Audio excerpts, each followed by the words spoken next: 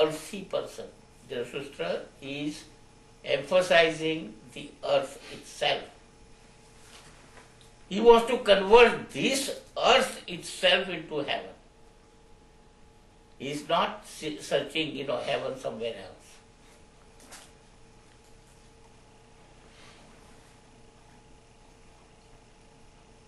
Jarthushtra was not very, he was far away from the Hindi movies. But if, since I am interested in Hindi movies, he would have loved this song. Which song? ये ज़मीं चाँद से बेहतर नजर आती है. That's his emphasis. This earth itself is heaven. You can convert this earth into heaven. You don't have to go for any other heaven. That is the Sandesh. Thus spoke Jarthushtra.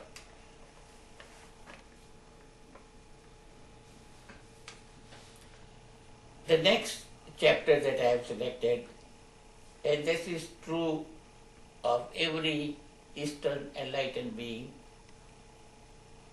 is against the state. Any kind of subjugation of your freedom is against.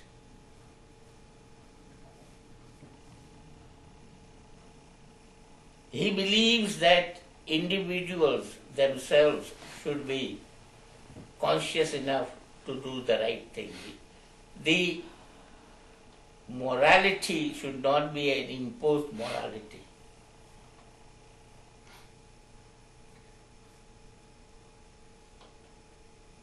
State wants to see that, you are conformist, you become a herd, a sheep. Jarthushtra is against sacrificing your individuality for any cause. Any cause. Even patriotism he would reject. Any statehood he would reject. And this is true of all enlightened beings. They are all for individual. An individual they will define as one who is not divided, who is not vibhakta.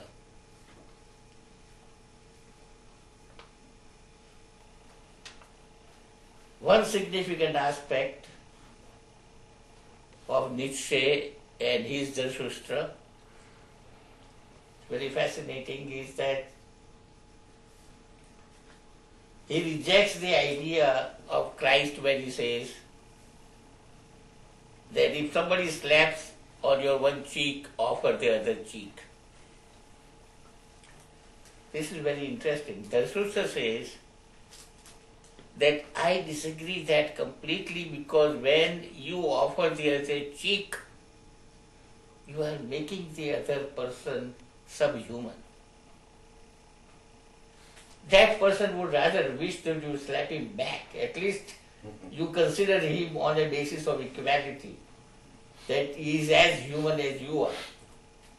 But when somebody slaps you and say, here I am, slap me on the other cheek, you are reducing him to less than subhuman. And that's the greatest insult according to Jarthushtra. You can't do that. Now this is just by way of a joke. I don't think Jarthushtra said it. But it happened that one priest was slapped on the left cheek. So he offered the right cheek. And the other guy, whatever his intention was, he slapped him again. And then he tried to slap him on the third time. And the priest almost killed him. He used his violence and he said, well, you are a follower of Christ. He said, Christ only said the other cheek. Thereafter he didn't say anything. He didn't say the third time you have to write to it. So Jarthushtra is more psychologically analyzing the human race and say, don't make him an animal. Don't offer him the other cheek. It is better to hit him back. At least he would consider that he is human too. The next chapter is very beautiful. It appears to me the greatest. Jarthushtra's Sandesh is, just as he defines love as God, just as he defines life as God, just as defines the finer aspects of life, music, dance as God. In a nutshell, in this chapter he says, creativity itself is God. Anything that is creative. Because we look to the whole universe. Universe is fully, constantly creating itself. There is a constant, unceasing creativity in the universe.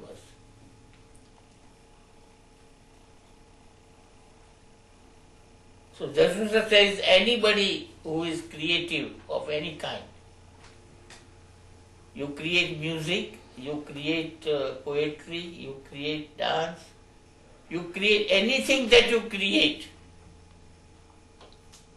That's why I would consider that women are more creative than men, because at least they create and give birth to life.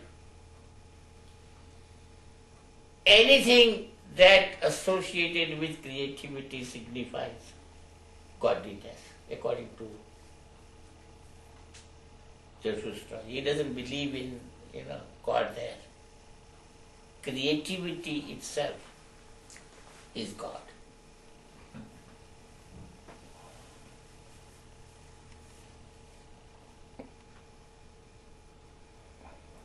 Another chapter that fascinates me about Jarthushtra is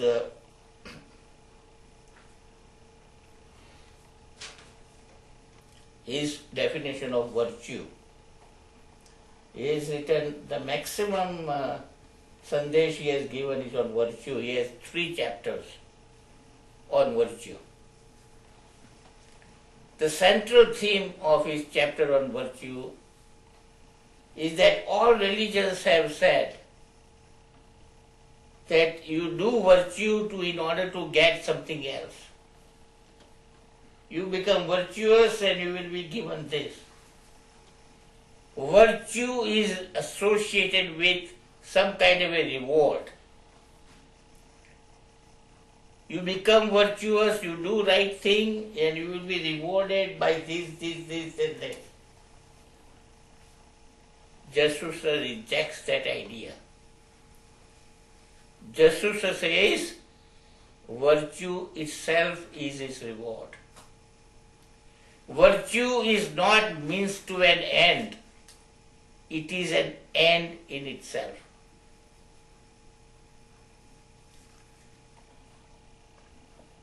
Buddha has compassion.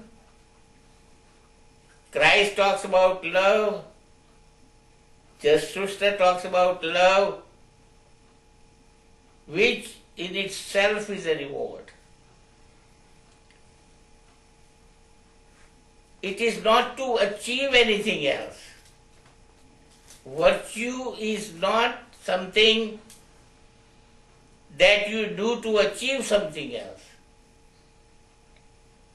It in itself is its own reward. So it is totally unconditional. It is totally without any expectation. And itself is so enough. It is like you are full of it that you can't do anything else but to shed it. It is like a cloud full of water. It cannot do anything but shower. Buddha cannot do anything but compassion. Christ cannot do anything but love. Mahavir cannot do anything but non-violence. It is their nature. They are so full of it. They have so much of abundance of it that they cannot do anything else but to give. Giving itself is its reward. You don't do those things to get something else. It is an end itself. This is a most important interpretation of virtue that no other religion talks about as empathetically as the Zorastar is talking about.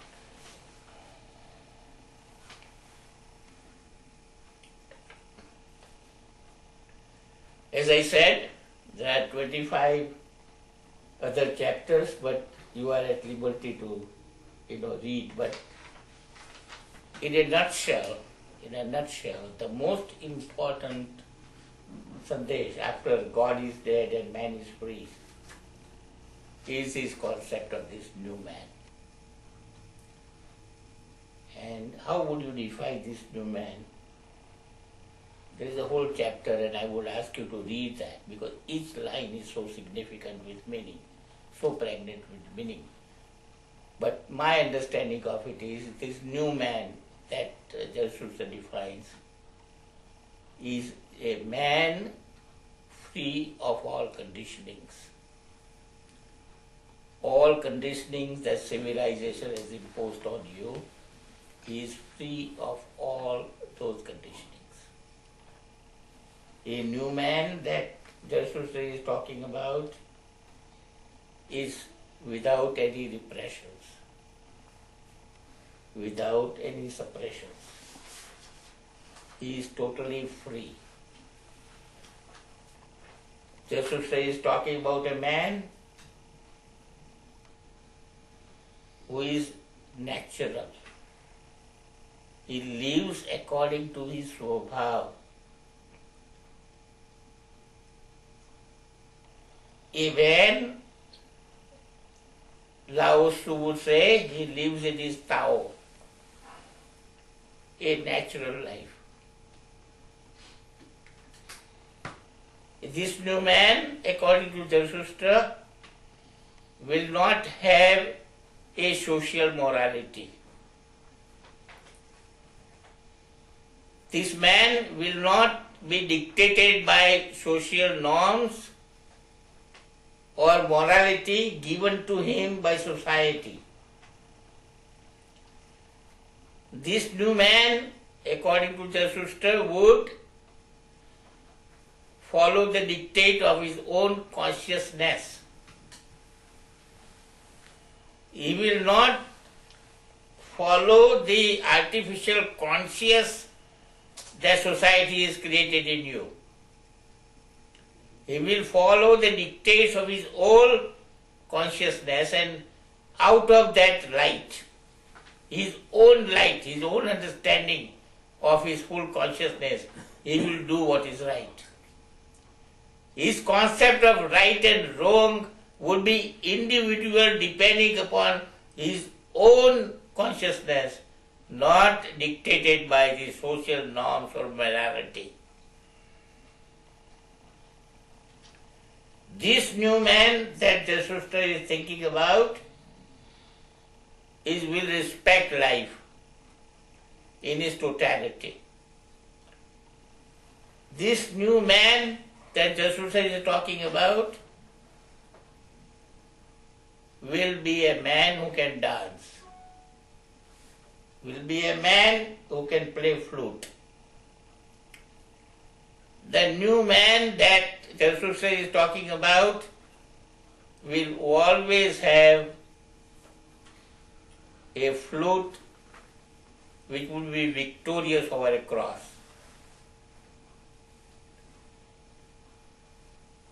This new man will be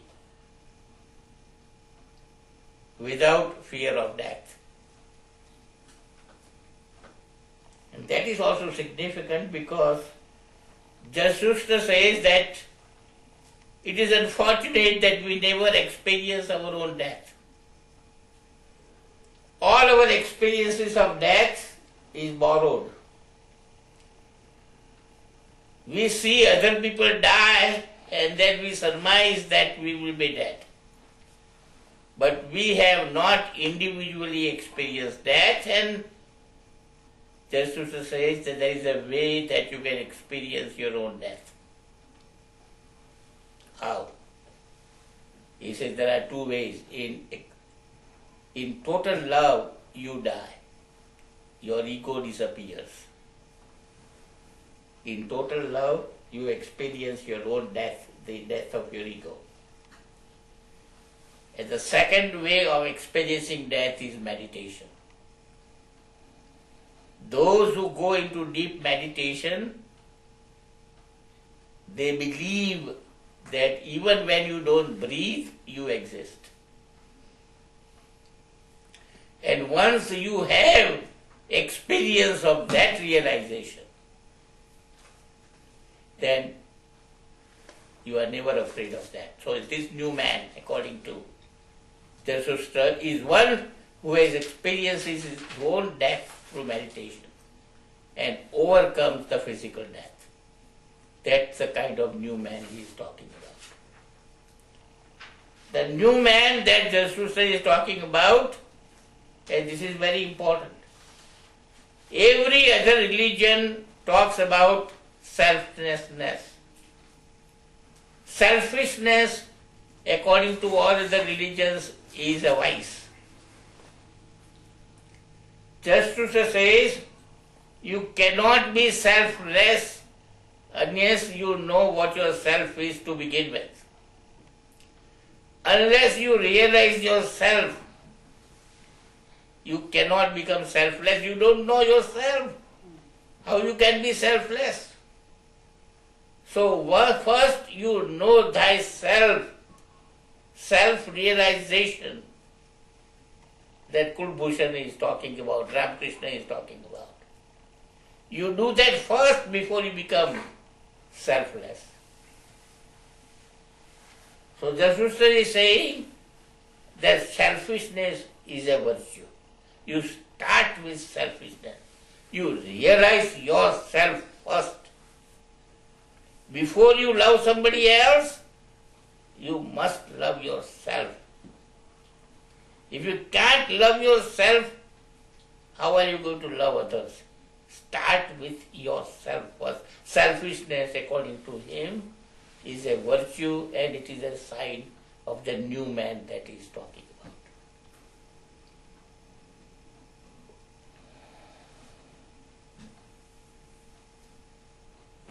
We have exceeded 15 minutes, but that's okay. We can break here and then regroup for question answer.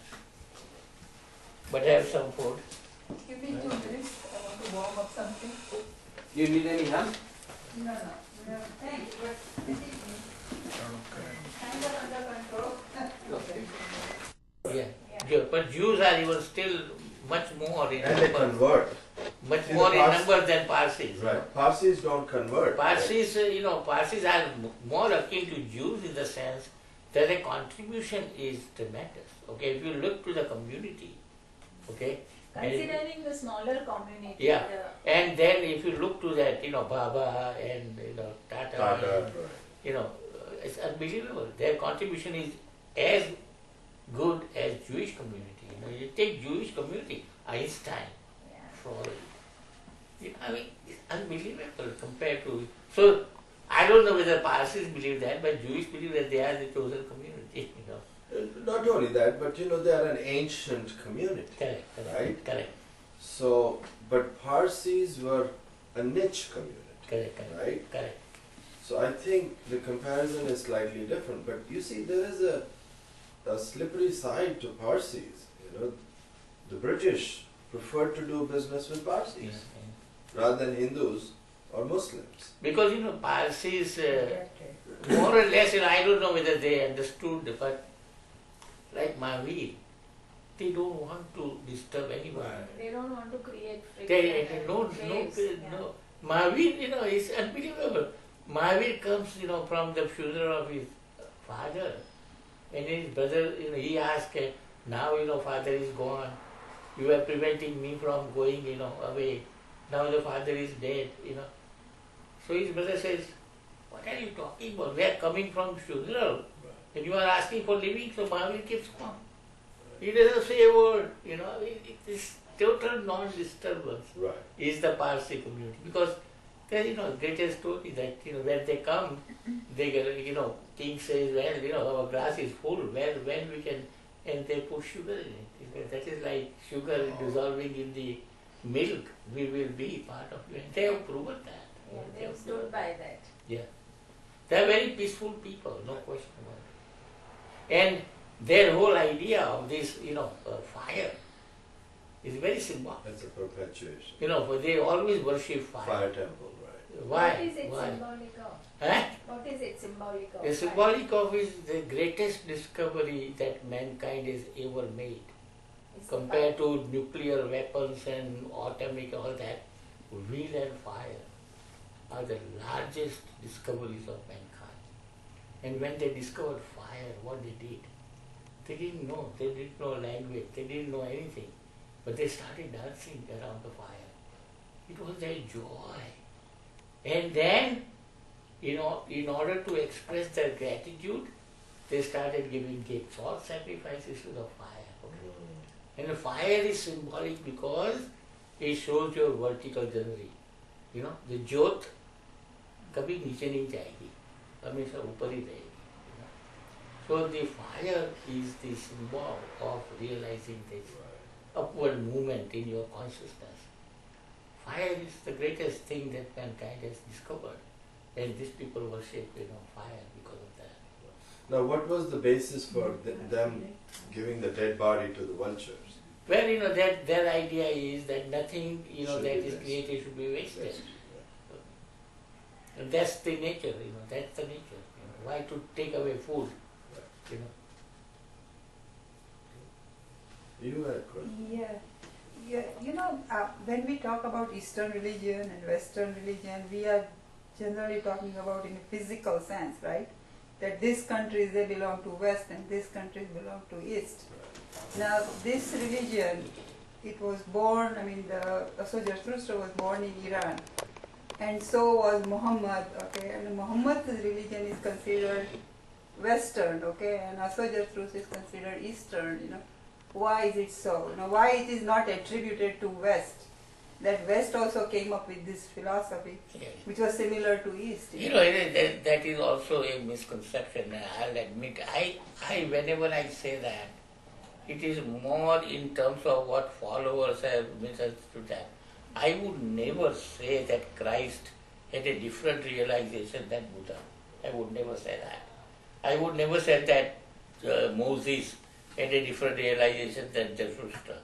The experience of truth, whether it is Moses or Socrates or Pythagoras or whoever, it is the same experience of truth. Yeah. It is the misunderstanding and the followers have misinterpreted them. And I also emphasize in my previous lectures that each organized religion, although they have gone astray and wavered, each, even in the Western religion, there is a mystic school which is identical. In Judaism, there is Hasidism, which is exactly like Sufism, which is exactly like Patanjali yoga, which is exactly like Tantra and Zen. And among even Christian, Eckhart and Christian witches that people burnt, they were mystic school. They were meditators, okay, and they were not accepted. Sufis were not accepted by Muslims. Sufism is pure Upanishad, okay. Mansur died on the cross and he said, Analhaq, I am Brahmasmi. That is what he said. Okay?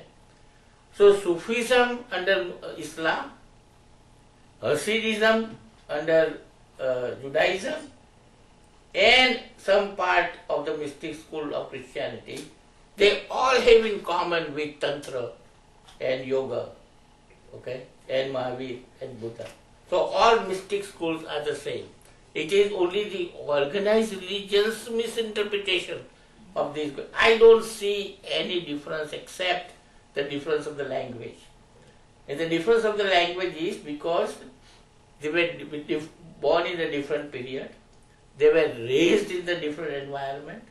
So when Christ talks about it, he talks about his being a carpenter and a shepherd. Okay, Buddha is a king, Mahavir is a king, Krishna is a king. Obviously, their expression of truth differs.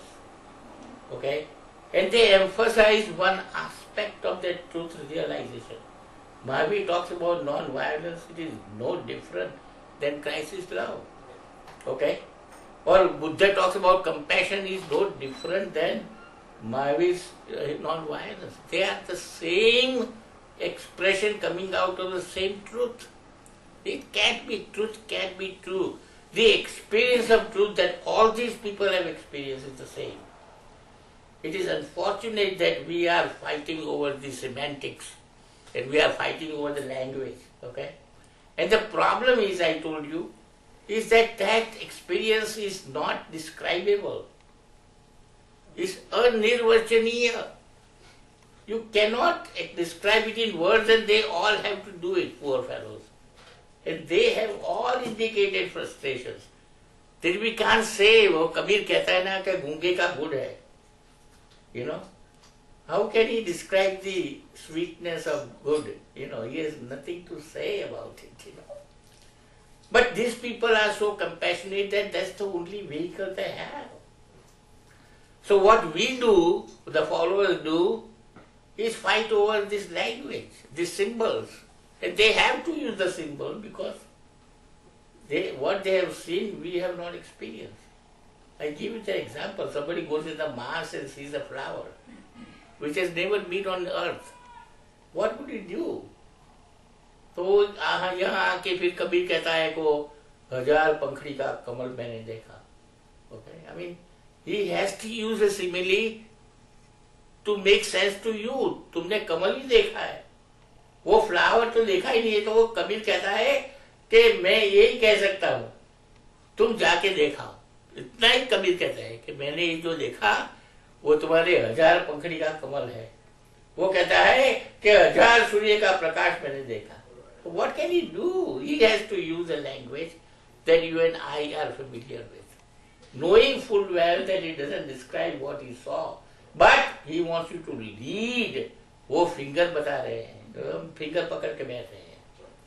You know, don't stick to the fingers. Okay, Gita is a finger, Quran is a finger, Shastras are a finger. Don't stick to the fingers. वो पत्थर पे निशान रखा हुआ है कि ये 20 मील दूर है दिल्ली. दिल्ली जाओ, पत्थर को बैठ के नहीं बैठो. तो ये. But also the search of truth, you know, even if you don't blame Shastra and followers and interpretation, itself is so extremely difficult because of our own limitations and all our hang-ups, or what we call repressions and conditioning and all that. So naturally then on the way we try and take help from people who are experienced, and we read that, that is what we say, and then we are all misguided, we miss the point. Yeah, but that is what I'm saying, okay? There is a right way and a wrong way, and overemphasis on rituals that you don't understand at all will lead you nowhere. You know, in other words, you can waste your energy if you want to, you are free to do that. But at least if you understand this, if there is a right way, what is the right search? What are these people telling? Okay? And my tragedy or my frustration is that there is so much of wisdom in what they have said. Okay? Dhammapad, full of wisdom. Gita is full of wisdom. Upanishads are full of wisdom. Okay? 108 Upanishads hai.